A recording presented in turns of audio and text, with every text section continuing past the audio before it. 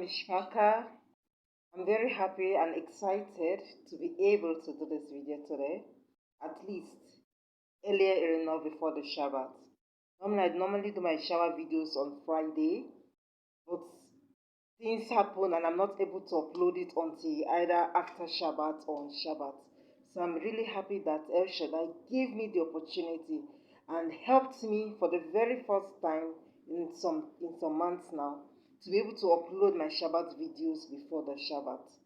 Okay, and what I'm going to speak on is I've been asked to declare this to you based on what is happening in the Ruach, in the spiritual realm, that in one day all your enemies will fall. I repeat again, in one day all your enemies will fall. This is the first month, Jewish month, first month of the Jewish month, but the seventh month from the Pesach. And this month is a very great and a special month.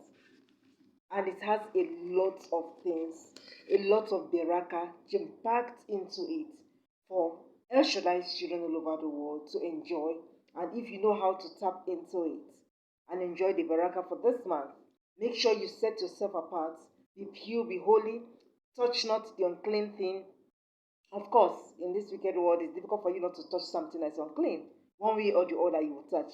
When I say touch not the unclean thing, I mean not to eat anything unclean. Keep yourself as clean and as holy as you can. Obey the Torah, the commandment. Don't break any of your promises or your vows you've made to ElShaddai. And you are going to be surprised and amazed at what he's going to do for you this month. Now, I'm going to be speaking for I've been instructed to speak from the book of 1 Samuel chapter 31. So 1 Samuel chapter 31 and verse 6, it says, Thus Shaul died and 3 of his sons, and his armor-bearer, also all his men together on that day. In one day, David's enemies were all removed from his life. In one day, things turned around for him. For someone that has been hiding in the wilderness for years, being pursued by his enemy, King Shaul. I want to tell you this. As a child of ElShaddai, you don't need to fight or look for your enemy or try to do revenge on them. You don't need to do that. All you need to do, keep to the Torah, obey his commandments and his mitzvot. Give your tithes, give your Shabbat contribution, do whatever you're doing, whatever Jewish or Torah community that you are assigned to or that you are affiliated to, or to your spiritual head. Obey what your ElShaddai has instructed you to do in the Torah. I tell you, he will fight your battles for you. You don't need to stress. He will make a very smooth way for you that you cannot even imagine. David had several opportunities to kill Shaul. If you read the previous chapters of 1 Samuel, like chapter 30, 31, 30, then 29 and 28, read, you see that he had opportunities to kill him. He said, no, his own hand will not be lifted up against the anointed of ElShaddai. Even though the anointing was gone, he did not want to take vengeance on his enemies. And look at how ElShaddai did it for him. If you now read 2 Samuel chapter 1, 2 Samuel chapter 2, you see now one by one how his enemies started getting eliminated, not by his own hand. Now, after Shaul was killed, of course, Abner took his son Ishbosheth and made him to rule over Israel. But later, when he invited Abner and the Abner came spoke to him, he was killed in Hebron by Joab. So, and then after that, Ishbosheth was killed by one of his attendants. That was how his enemies were eliminated one by one. That was how ElShaddai fought the battles of King David. And I want to tell you this month, you don't need to be afraid of your enemies. Do you know what you must fear most? What you must fear most is breaking the commandments of your Creator. What you must fear most is making ElShaddai angry with you, not your enemies, not the witches and wizards that have decided that they'll do everything possible for you not to be financially balanced or not to see the light of the day. Not those that are trying to thwart or turn things around against you. No. The person you must fear most is your Creator. Concern yourself with following the Torah.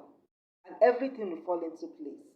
Just as it is said, seek ye first the secrets of Shamayim and its righteousness, and every other thing will be added to you.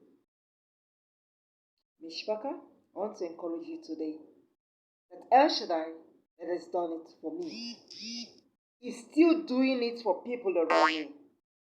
I tell you, he's doing it for people. I have this week alone, for the past 3 days, is testimonies. Testimonies. My life has been testimonies. And he will do it for you. He did it for King David. He will do it for you. Concern yourself with just obeying him. Be an obedient child of ElShaddai.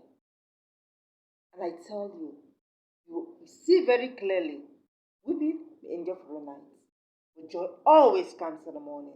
In fact, most times weeping don't even last the whole night, because he is always faithful to the righteous. Now, I want to say some memory verses to strengthen you today. Some verses. I want you to also memorize them. Starting from Jeremiah chapter 17, verse 14. Heal me, O El, and I will be healed. Save me, and I will be saved, for you are my praise. And the next one will be Yeshayahu chapter 60, verse 1, which says, Arise and shine, for your light has come, and the splendor of ElShaddai has risen upon you. I want to tell you, it is time for you to rise and shine. The next one, Jeremiah chapter 29, verse 11. For I know the plans I am planning for you, says ElShaddai, plans to baruch you, not to cause you evil, plans to give you a hope and a future. Another one, 1 Samuel chapter 2, from verse 8 to 10. He lifts up the poor from the dust, and raises the needy from the dunghill, and sets them among princes, and make them inherit a throne of esteem. For the supports of the earth are of ElShaddai, and he has placed the world upon them. He guards the feet of the righteous, but the wicked are silent in darkness. For man is not mighty by power. It's not by your power. It's not by your might. You have the money, you have what you're doing, or you have the job that you're doing. It's not by it at all. You have to understand it. Let me continue verse 10. Those who oppose ElShaddai are shattered. From the Shamayim he thunders against them. ElShaddai gives strength to his sovereign and exalts the horn of his anointed. The next one, 1 Samuel chapter 7, verse 12. And Samuel took a stone and put it between Mizpah and Shen, and called its name Eber-Haezer, saying, thus far El has helped us. I want to tell you this. Eber-Haezer has risen up this month in aid for his children, to fight for his children all over the world. Everyone that is following the Torah, watch out this month. From now on, you'll be living a life of the miraculous and testimonies. In the morning, testimonies. In the day, testimonies. At night, testimonies. At noon, testimonies. You're going out to be testimonies, and you're coming in will be testimonies. Shalom and happy Shabbat preparation in advance.